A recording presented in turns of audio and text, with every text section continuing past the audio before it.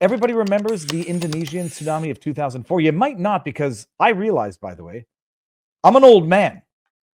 I was doing the podcast with the Unusual Suspects today. It's airing at 6 o'clock tonight. And we were just going around the panel, and I was asking everybody how old they were. I don't know what happened. It was like, how old are you guys? One said 33. The other one said 28. The other one said mid-30s. And I'm like, they're like, how old are you, Viva? I'm like, 46? I'm going to be 50. But in the blink of an eye, I'm going to be 50. Which means I remember things that happened before some people were born, like 9/11. Like Intifada number 1, Intifada number 2, like the Indonesian tsunami that killed 250,000 people. And I remember that tsunami in particular, because it's a life-altering event, even though we're witnessing it from North America. We had to put our dog down, hyper-aggressive bull mastiff, who actually led to 2 separate lawsuits. Not my dog, parents' dog, defective in the brain. We had to put down that dog that very day.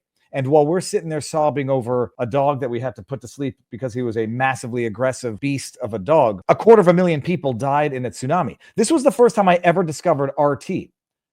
And I think I'm understanding now why I can't find a lot of the footage that you actually only got from RT, because they've been yeeted from YouTube. The Indonesian tsunami was the most eye-opening event. You realize how biblical stories occurred, how they got passed down from generation to generation in terms of lore, and how you have people thinking like, yeah, I can understand how God gets angry at the degeneracy and debauchery of the human race and decides to send a message.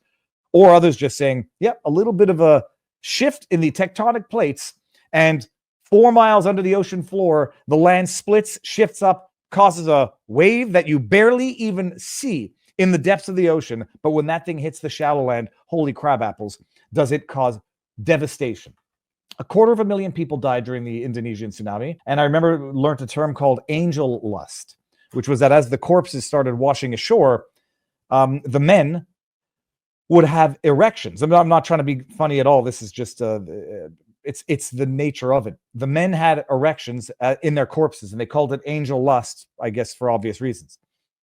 The one thing everybody learned from that tsunami is that right before the tsunami hits, the water recedes, because basically, imagine like causing turbulence in the bathtub. When you lift it up the water, it pulls it back, and you know that water's coming back at some point in time. And I don't know if anybody's ever seen the time lapse of the tsunami that occurred the other day as a result of this earthquake in Russia, which was an 8.8 magnitude on the Richter scale tsunami.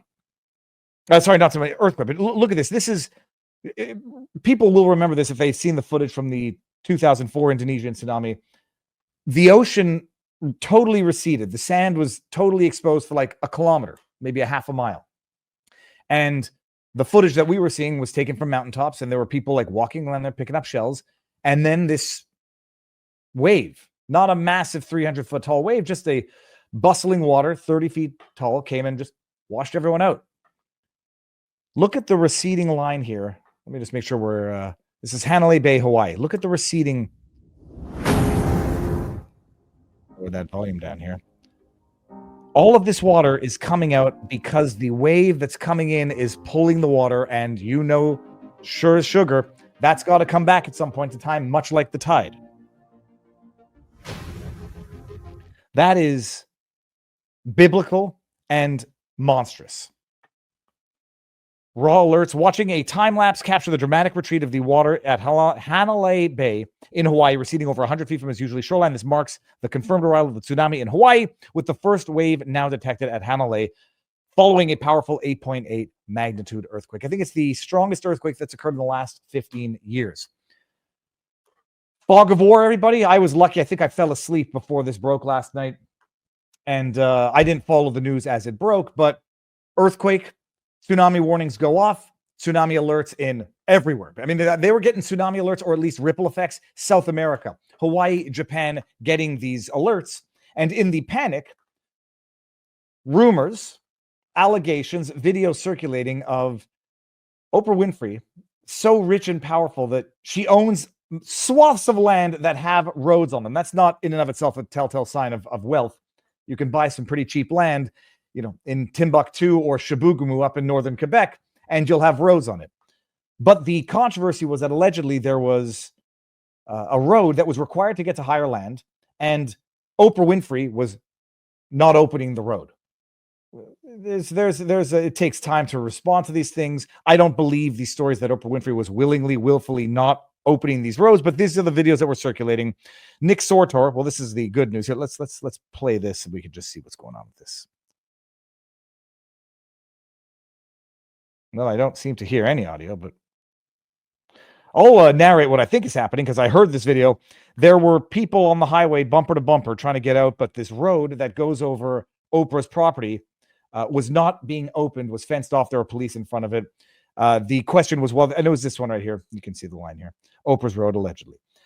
Allegations that she wasn't opening it, yada, yada. I don't believe there's anything intentional about this. According to much reporting, Oprah always opens that road during prior catastrophes. Nick Sortor tweeting out, when was this? Oprah's road is open according to the Maui Police Department. Very good.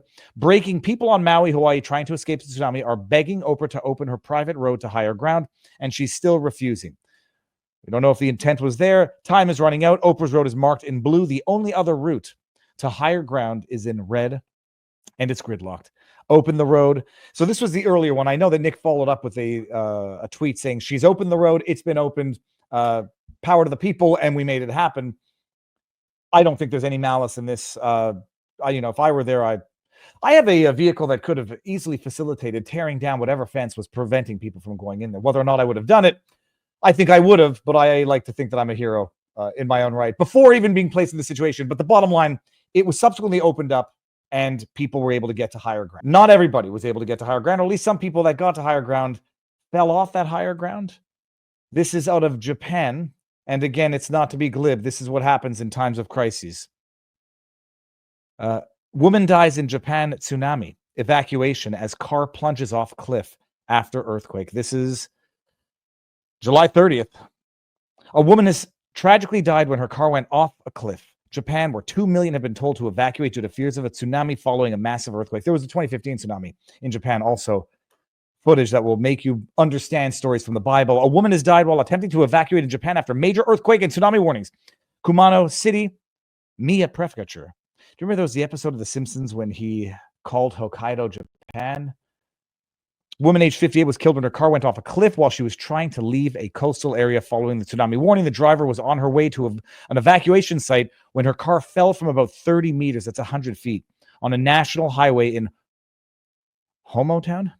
Kumono City. A tsunami has already hit coastal areas of Russia's Kurile Islands and Japan's largest northern island of Hokkaido after a powerful 8.8 magnitude struck off the coast.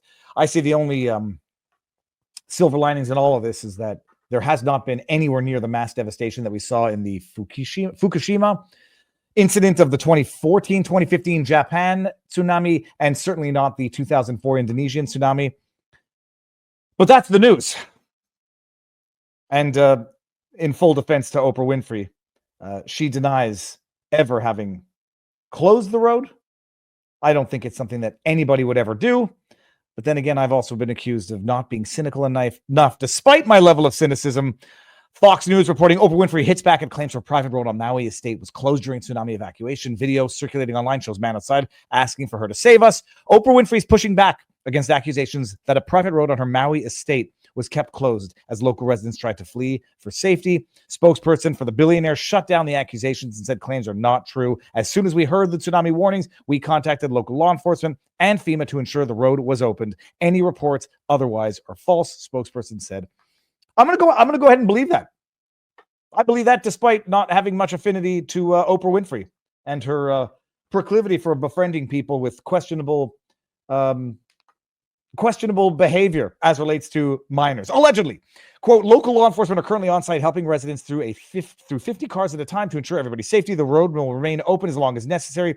Tsunami road, yada, yada, yada. She did it in the past. There's no reason why she wouldn't do it now. So not to jump on the bandwagon, because I won't, but also having the benefit of having slept through the fog of war, I can say that now that she denies it, it doesn't look like she did it. The road was opened after a certain period of time, and luckily there's been no massive death and devastation following the most powerful earthquake in the last 14 years to hit Russia.